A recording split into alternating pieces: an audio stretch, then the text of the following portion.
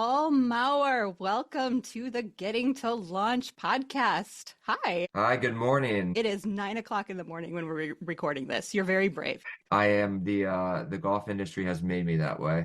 Well, I'm really excited to have you on this show. We first met at a press event for entrepreneurs and small business owners in Baltimore back a number of months ago. You had received a grant from BG&E for your business and the great work you've been doing. So I would love to just start our conversation off by talking about Edge Golf Performance, which is your business. You're located in Columbia, Maryland. Tell us a little bit about what you do. So Edge Golf Performance is a year-round training facility where it's pretty much a one-stop shop for golfers to get better. We have a team of PGA professionals and TPI professionals, which is like the golf fitness certification you can get. And so there's golf lessons. We have a lot of people that come in and practice almost like it's their driving range. We have simulator leagues in the winter. We have golf fitness. We have a really large junior academy. So club fitting. So pretty much anything that, pretty much train indoors to play better outdoors. I am not a golfer.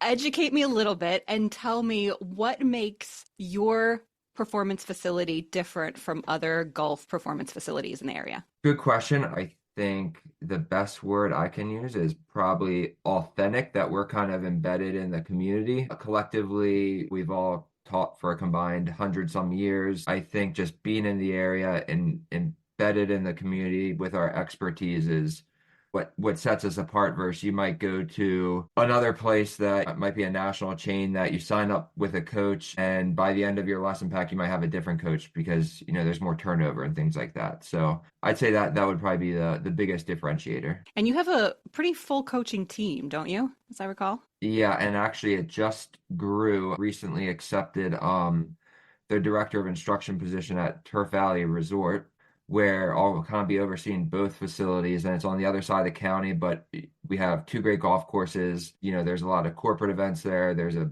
big memberships. We have, myself included, 4 PGA professionals, 2 PGA associates, and 2 TPI fitness professionals. So, I think it's teaching me better leadership skills, as sometimes I have to not be in the trenches so much, but to kind of sit back and play center field and set everyone else up to be successful. Okay, so tell me about where the idea for Edge Golf Performance came from. Because lots of people have ideas for a business. Lots of people have great ideas, but the ability to actually execute, to launch, and to keep a place in business, it takes more than just ideas. But I do want to start with, where did the idea come from? What made you decide this was something you wanted to do? Great question. When I first got into the golf industry, I've always worked at a number of different facilities in Howard County. And when I got really into teaching, I would go to different teaching seminars and I'd see, all the best ranked instructors and they're all using the best technology and things like that. And I said, hey, I'd like that opportunity. And the facility I was at, I just knew that wasn't going to be a possibility for them to make the investment. So I had a pretty big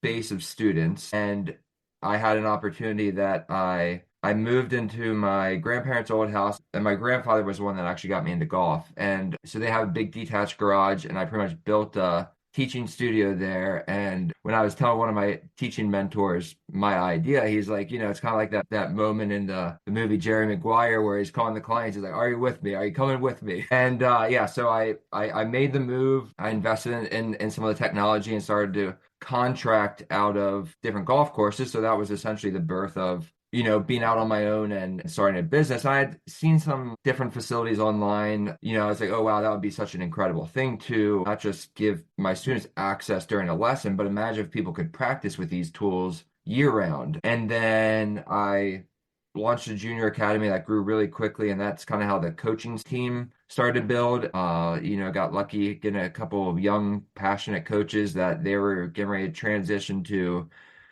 be ready for a full-time position. And that was pretty much how it all started. And then it took me about 18 months to find a location that fit, because I wanted taller ceilings and location was important. And there were a couple close calls, and and then I was pretty much entering a world that I knew nothing about, commercial real estate. While I did go through the PGA program. Before that, I graduated from Towson with a business degree. So I, had a business background, had a golf background, but then in construction and looking for locations and negotiating leases, and that was all completely foreign to me. I'm going to talk about your location and the tech because you do lean into technology. I wasn't aware before our conversation that that was kind of the driving factor of what caused you to launch your business, but I think that's really cool. So, what is it about the tech that you use that helps golfers improve their game? To me, it takes so much of the guesswork out of it. I think, with social media nowadays, you see countless golf tips everywhere, of try this, do this. And another analogy I heard is it's like, you go to the pharmacy and there's a lot of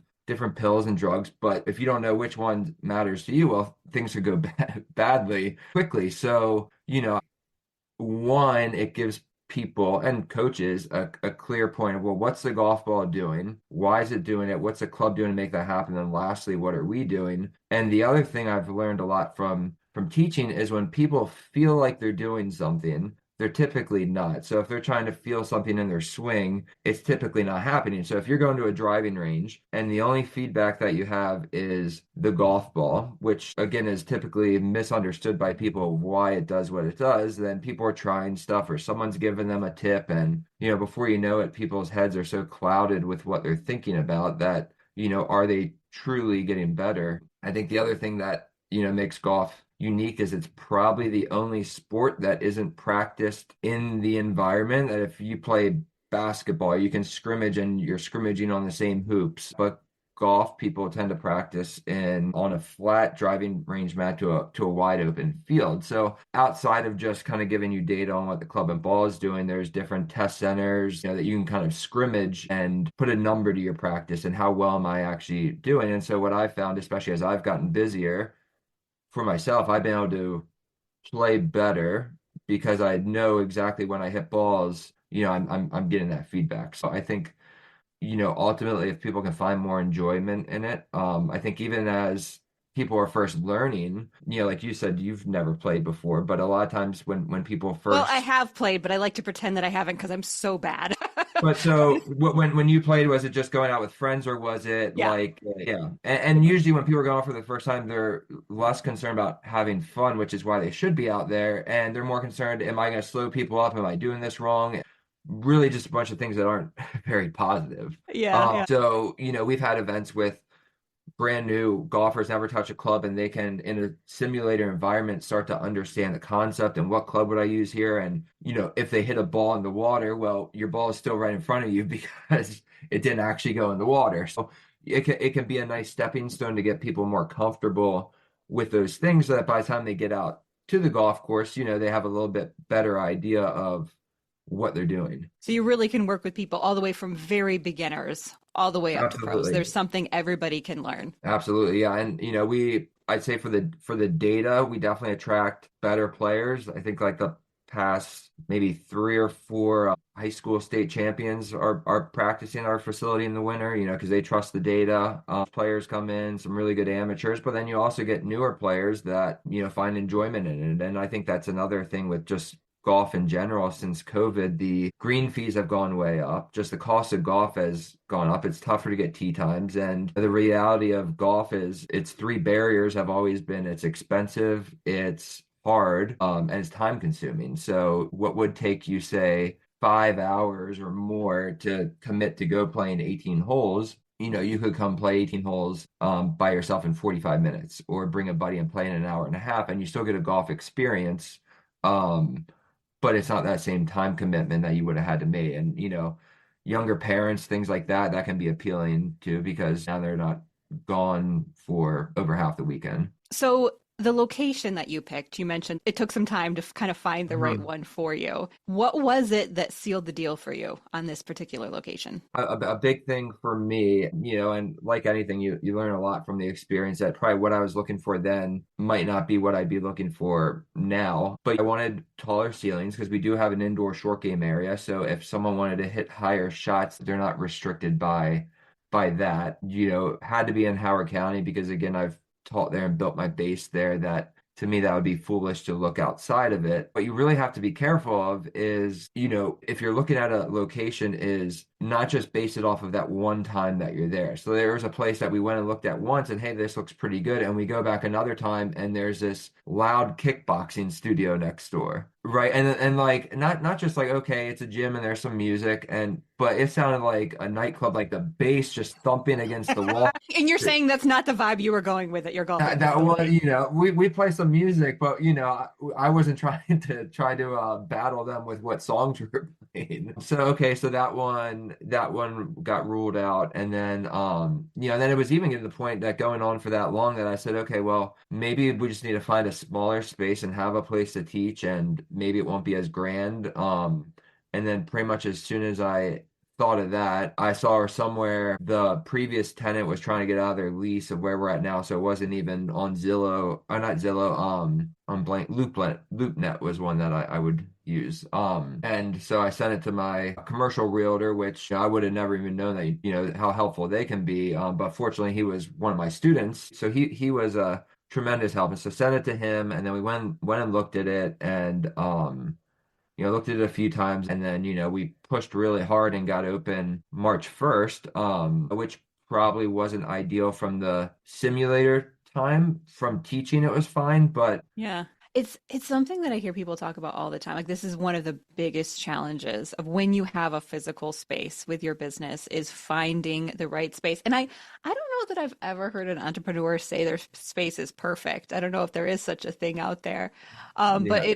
it always takes more time than you anticipate. But I also feel like in general, most people say it's worth holding out for something that is close, at Yeah, least that, close that to that it. that was the advice that I had gotten. I was definitely kind of growing impatient because again, I felt like at the time I was, I had these coaches that would be really good fits for what I wanted to do. Because if I go from pretty much teaching out of my garage where, essentially there's no overhead to taking all this on, 100% owner, so there's no backing that essentially in my case I had to turn a profit month one. But golf teaches you patience. It allowed me to hold out that long. Yeah, yeah, for sure. Okay, so you said you opened March of which year? 2023. So we're coming up on finishing year two. Right. So you open March 2023 and your launch day. So you're heading into launch day and sort of the days and the weeks heading into that day when you know the facility is going to actually be open. You're going to be able to have people come in.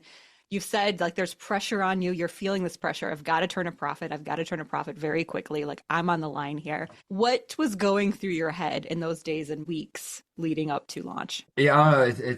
It's honestly a blur. In mid-January, we pretty much opened up our academy registration, our junior academy, to pretty much help get some cash flow in. And my contractor, had been my best friend since we were 2 years old. He builds houses for a living, so we were putting hours in there. That was just pretty much round the clock, and so every day was just go, go, go. That sometimes is tough to like you don't have time to panic. The silver lining in everything that entrepreneurs Yeah, can always find. There's no time and to yeah, and then you put these business plans together and you look for funding and then it's like, all right, we're here, and then all of a sudden it's like you're going, well, wait a minute, the numbers aren't matching up with what I wrote. Why? Everything looked good on paper. But that's I would imagine that's normal for any business that really having a deep understanding of what your customers and clients are looking for and then finding out ways to offer that, which as we found that, hey, as great as this is indoors, having access to outdoor facilities to bring both worlds together is really the perfect fit. And fortunately, we have those relationships now. Yeah. Okay. So you launch. It's a blur up until launch day. The doors open, and you come to a realization fairly quickly that I wish we would have maybe had an outdoor space that was already set up, but you've got the relationships. How long had you been in this business before you launched in 2023? Like the golf business. The golf business. Well, I got my first job when I was 16 in the golf business as a cleaning carts, picking the driving range, and I kind of worked my way up. Let's see, that must have been 2005. Oh my gosh, coming up on This might be my 20th year. Okay, very nice, very nice. Okay, so but that's an advantage that not all entrepreneurs have because some entrepreneurs choose to go into a business that's not in their area, but that's definitely an advantage. So I would imagine that as things became clear, as you started realizing that all the numbers weren't matching up the way you planned, which is completely normal, that you probably were able to pretty quickly come to the ideas that you came to in terms of ways to pivot and ways to adapt. But can you Yeah. tell me, like, what were some of those very first things that you did when you were like, okay, the numbers aren't here. We know cash flow is a thing. What were some of the first things you did to try and close those gaps? Yeah, well, I have a number of adult students who are very successful entrepreneurs, but then I also have a lot of relationships from the golf industry. Probably, let's see, I guess he was my first boss and, a good friend now, Kevin Smith, the general manager at Timbers at Troy. He had given me, kind of what they use, and it's this daily revenue report. And, you pretty much categorize each area that, I pretty much have it private lessons, academy, man rentals, every area, and then you lay out for the month of what's our budget, what are we looking to hit, and then every day when you plug in this is what we sold yesterday, it kind of auto populates and you can really see where you're ahead or where you're not. And then on top of that, kind of laying out a marketing calendar for the month, or like what do we have upcoming, or what can we put together that is going to create some interest. So in our case with the season, it was more about lessons and instruction than necessarily trying to educate people on practicing in there, which then in that case was growing the coaching team. So I So that was a pivot that you weren't initially planning to grow the coaching team that fast at the beginning. Right. Well, and initially I was going to have two full-time golf coaches, and unfortunately, early on with one of them, it didn't work out. So there's another curveball. And then probably that first summer, I was approached by a coach in the area, Damon Lucas. He's taught in the area forever. He was actually the previous director of instruction at Turf Valley. He just moved on to a position in Northern Virginia, but he came in and was interested in teaching there some. And hey, I can bring these clients, he had some ideas, and so and that kind of got us access to start teaching over at Turf Valley in addition to what we were already doing at Timbers at Troy. And so he would bring people over, and then, hey, you should have some type of membership here. And that's when I started to realize that, I mean, probably since we opened, there's probably like 8 or 9 indoor facilities that have opened in Maryland, but they're all based around bar and entertainment, which I think is what makes us different because, while we have leagues and things like that, our bread and butter is, what can we do to help you play better golf? So then with that, when you look at like a pricing model, we don't have the bar behind the bays, we don't have couches, things like that really were a lot more similar to a really high-end driving range, so our price points and what we're offering, and if you want people to come in there regularly, it's going to be because they find value in the data or that we have hardwired cameras in every bay.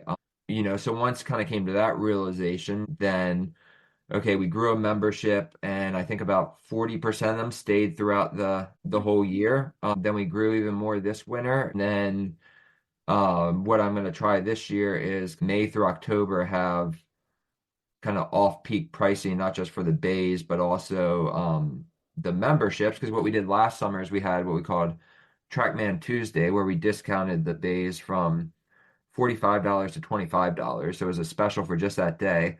And we would do more rentals in that day than the rest of the week combined. So clearly, price had something to do with it. And it's like, okay, well, if that's what we need to do, I'd rather be full at that rate than, very little at the other. And then, this time of year, you can charge a little bit more because the golf courses are closed. It's, last week, 10 degrees outside. And what have you learned about ways to test pricing structures? Because that's a huge thing, and everybody ends up changing their pricing structures and their revenue model at some point in time. You just have to. That's just the game. But Yeah, what have you I learned think, about it? well, I think in some of it's throw an idea against the wall and see if it sticks. Another one is then the people that are coming in there, talk to them. So like one guy last year had one tier of membership that I think he was paying 250 a month, and then he was coming in there pretty often, and then he canceled his membership, and we started seeing him again recently, and then I was talking with him, and he said, just with like my monthly budget when I go play golf outside, I'm spending X amount that I couldn't justify spending this. He said, but I did start playing worse when I dropped my membership. And then I said, well, hey, here's what I'm thinking for this year. Do you think that would be something you'd be, oh yeah, that would be great. Like I could definitely justify that. And more importantly, then play better golf throughout the year. So I think, like they say, it's always a lot easier to retain the customers you have than finding new ones. So, finding what they want, what they're looking for, and see if you can offer it. How do you feel like you have changed over the course of this process? Well, I think there's pros and cons. For sure. I Absolutely. I think it's got me more organized. It's kind of forced me to learn to be a better leader. In what ways? Well, I always had no problem filling my lesson book, right? But now I have to coach younger coaches and things like that and make sure they're successful and what are they looking for in a job? And, how do I set everyone up for success so we can continue this long-term authentic experience people get that, hey, yeah, they've all been coaching here for years. Not every year I'm trying to find a new assistant coach, so it's a brand new face to people. So I think, they're just learning to delegate duties. They're definitely good things, but they've been challenging for me because maybe that means that I'm giving up teaching a lesson to watch one of my assistants teach and, give them a good, better how of how they can deliver a better lesson so they can retain clients and grow, ultimately be happier. And then again, that's going to bring more revenue into the business, but it's a short-term sacrifice. So I think little things like that. And I'm learning as I go. Just like I tell them, I'm not perfect. I'm trying to figure this out too. We all are. But you know what? I actually think that one of the gifts of entrepreneurship is having to face our own imperfections. Yeah, Because you really find out very quickly that I mean not that either any of us thinks that we're perfect, but like we found out very quickly what our weaknesses are in this business. yeah, one thing with me, and I'll say I'm not assertive enough in a number of things, and being a manager and owner, you need to be in situations. So that's been a challenge for me that I work on. But I guess the more you put yourself into situations, the more you figure it out. You do. There's a saying in entrepreneurship circles that you grow as an entrepreneur when you start working on your business and not in your business. Yeah, no, that's true. One thing I learned from one of my first bosses is, never feel like you're above any job. I don't love it, but what was I doing when I was closing last night? I was cleaning bathrooms. Not fun, but hey, if I'm in there doing it, well, then that means anyone should be willing to jump in and do it. But at the same time, you got to be willing to step back and realize that, yeah, if I can set all these people up for success, then, that's going to be worth my time than just living on that lesson tee hour Yeah. after hour. So it's like learning both delegating and empowering your people and your team members and your Right. employees, but also being willing to do the grunt work in the moments where it just has to get done and there's nobody else to do it.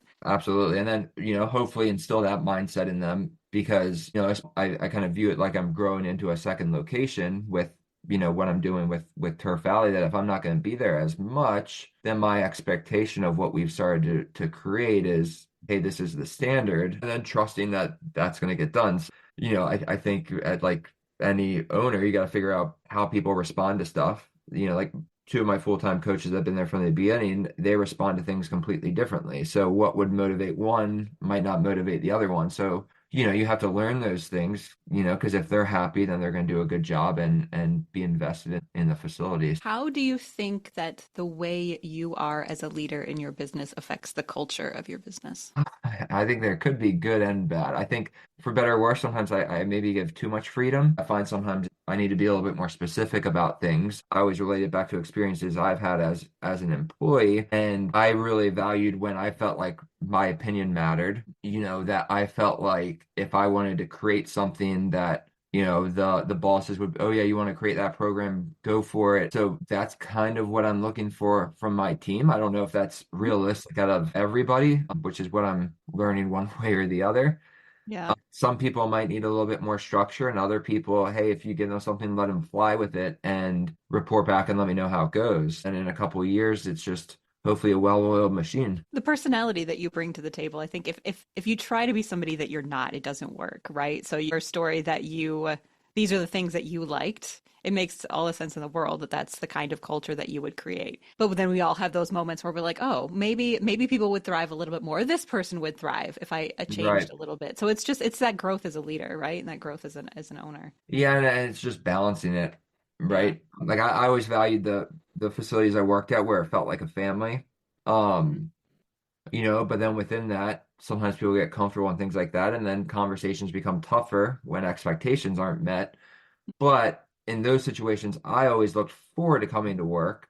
I enjoyed the people I was around, so that was worthwhile to me. So it's a balance, but When you talk to other people that are thinking about starting their own business, not necessarily in the golfing world, but just in general, they're thinking about it. And you've now gone down this road. You've been there. You've done the launch. You've done the Mhm. like craziness that goes into that. You've adapted. You've kept going. What sort of things do you automatically find yourself telling them when you hear that somebody wants to launch a new business? Get different perspectives. I think in my case, I had a lot of people saying, "Yeah, that all looks good." Like it was almost like there was no room to fail, which I felt confident in. I mean, I asked a number of people, and I think because I had a lot of success as a t teacher, people viewed, that would be a home run. I still think it is going to be, but it was definitely a lot harder to get to that point. Get different perspectives, do your research, and sometimes you don't always have to take the big step, but small steps along the way can go a long way. What does success look like to you? Well, it probably looks different now than what I would have said 2 years ago. Success now is freeing up my time so I can spend more time at home, play more golf. As this grows and people are hopefully empowered and things like that, then, I have more time, especially in the next few years when, we start a family, things like that, that I'm available to be home and not just working all the time. So I'm trying to get that out of the way now. And I know you've mentioned your fiance in conversations in the past, and I think I met her actually at the event where I met you. I She think was she there was too, there with yeah. you. Yeah. What would you say to her as in regards to you guys going on this journey together the last couple of years? Well, she's been in it from the beginning. So I think it was probably like our third date, and she met up and we were just starting construction on the garage. So she came over, and so she's trying to explain to people that, oh yeah, I'm dating this guy that he's teaching golf in his garage. So a lot of people are like, what? She's been amazing. She's more of the, I'd say, sound reason of like she would have been one that from the beginning, if I involved her a little bit more, that might have had more reasonable expectations, or hey, this isn't going to be as easy as you think it is. And she works in mental health, so she's really good with people, and so she's pretty much my just everyday consultant, and she somehow, well, she probably does, but she doesn't say she gets tired of listening to it. So yeah, she's lived it, and it's a lot of hours, and but yeah. The people we have in our life, it makes all the difference in the world, right? I mean, I think as entrepreneurs, we have a tendency to be overly optimistic, and I think that's a good thing, honestly. I think we need it because building a business from scratch and keeping it going in the crazy hours and everything, it's not for the faint of heart. But we do need people that can ground us and sometimes ask those hard questions. Oh, yeah, well, if we weren't optimistic, it would be a whole lot harder to take that leap, right? It's easy to stay in a job that you're gonna get a paycheck every year, and you work Monday through Friday, and that's enjoyable for some people. But for me, first working in the golf industry, you're working weekends, you're working weeknights. So like honestly, if I had a whole weekend off and I couldn't go to the golf course, I don't know what I would do. But yeah, it is tough. I mean, a lot of nights right now, because we're busy, I'm coming home after 8 o'clock. So that does wear. So if you don't have the support, it's going to be, a lonely journey. So I'm definitely grateful that I have someone to go through it with. What adjustments have you needed to make from the business side to make sure that you continue to invest in your relationship? Because that's something that a lot of us entrepreneurs struggle with sometimes. I take Sundays off. Now I do open my laptop in the morning and I do my daily revenue report, but I stay away from it on Sundays, and I'm not the best at it, but I try to put my phone away when I go home, be present. But yeah, it is tough because especially early on, especially with the cash flow, and you have to turn a profit right away, and then there's unexpected expenses, and you're pretty much living and dying by it, and you have your collateral like your house up, things like that, personal guarantees. So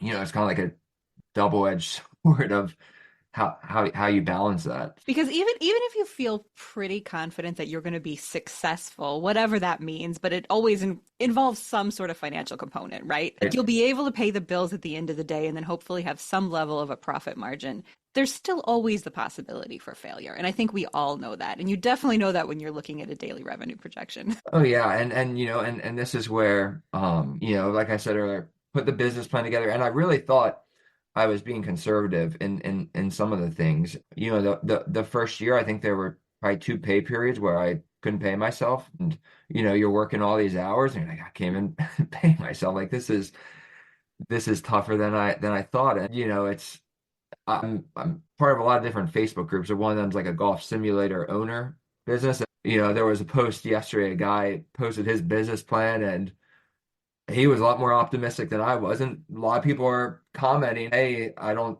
think it's going to work like that. And I wish I knew about that resource before I started.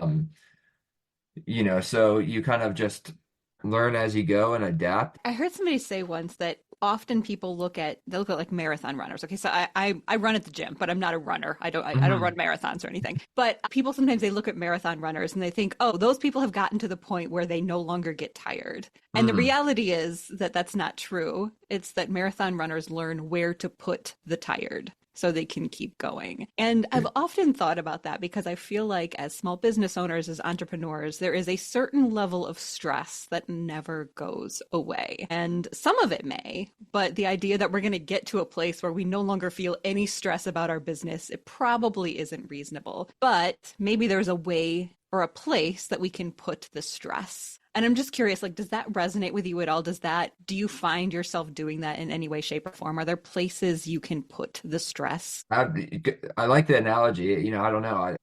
I think it's definitely gotten better. Thinking 2023 versus 2024, to your point, where I feel like there's a lot less financial stress. Oh, there's other stressors now. It's like it's the stress. Yeah, yeah. And you do get stronger, right? I mean, I think that's definitely true. Like we get stronger, we can hold more of it. Yeah, and I think then you develop good systems that I looked at 2023 versus 2024. Okay, big focus was we're going to grow revenue, and we did. We had tremendous growth. But then when I look at it, like, okay, well, now where can we be better on the expense side? So I laid out this pretty robust Google sheet where I have all the tabs, and I pretty much have, the revenue reports, the P&L, in every category broken down, where just like in the daily revenue report, academy, private lessons, and then in those tabs, here's the projections, here's our marketing plans. And so I feel like, well, it's like the expression, failing to plan is planning to fail. So I feel really good about having that laid out, that I pretty much just have to follow steps, and it's not reactive. Oh, I need to market something, or, but it's also then learning now where, okay, here's the steps. What things can I delegate to other people to get this done? Because clearly this would be a good formula, but again, it's a lot to just take on by myself. It brings calmness because it's now just following directions essentially, instead of being, you know, a lot more reactive and feeling the need to pivot and all that. A good plan allows you to focus on the important things and not just the Right. urgent things. Yeah. And not press the panic button, because like, okay, yeah, here we are, and yeah, that's right on schedule. That's better. Okay, we missed it a little bit, but we did better that month. And but again, when you're wearing a lot of different hats, it's hard to sit down and put all that together, because your owner, your manager, your maintenance, your marketing, your HR, your golf coach, you're doing all these things, and it's what's important now? Where do I need to focus my attention? And I think that's back to an earlier question. That first year is, well, the highest thing we can do per hour is my lessons. So I'm just going to focus on doing as many lessons as I can. And then, got to repivot in the winter, which is kind of what we did. Do you have a particular system or schedule for when you review your services or products specifically with the mindset of let's see where strategically we need to adapt? Is that sort of part of a routine for you? Do you just sort of do it when the numbers prompt you that way? I think it's more numbers. When you do something every day, you're very connected to it, and you have a pulse on exactly where you are. And again, I think that's where, either there's calmness or the heart rate starts to increase a little bit. And then the question comes that, okay, if this isn't sticking, what is it? Is it a price thing? Is it the actual service itself? And then kind of adapt from there. What's one area where you want to continue to grow?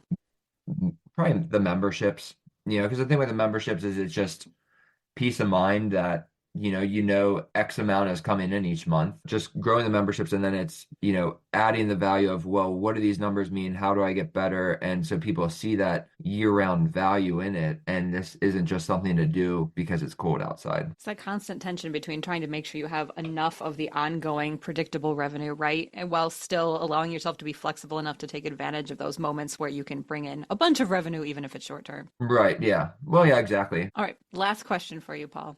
When you look back over the last couple of years and this whole journey, your entrepreneurship journey, what are you most proud of personally? That I took the leap. I think that was something that I always said, like, at least I said I did it, right? I had the courage to do it. So that would be the big thing. Kudos to you. Well, this has been a wonderful conversation. Thank you so much, Paul, for coming to share just about what your journey has been like as an entrepreneur. I wish you all the success in the world. I'm not much of a golfer, but I do hope to get down. I want to test out your facilities. I'll be one of the beginners that Yeah, let comes me know when in. you want to come by and you can check it out. But yeah, thanks for having me, and I look forward to hearing some of the other entrepreneurs' journey, because I valued my relationships with some of my students that are entrepreneurs and getting their opinions on things. And I think even in different industries, you can pick up little bits of something that might apply and allow all of us as entrepreneurs to be successful. Absolutely. Absolutely. All right. Well, all the best to you and be in touch. All right, thank you. Thanks, Paul.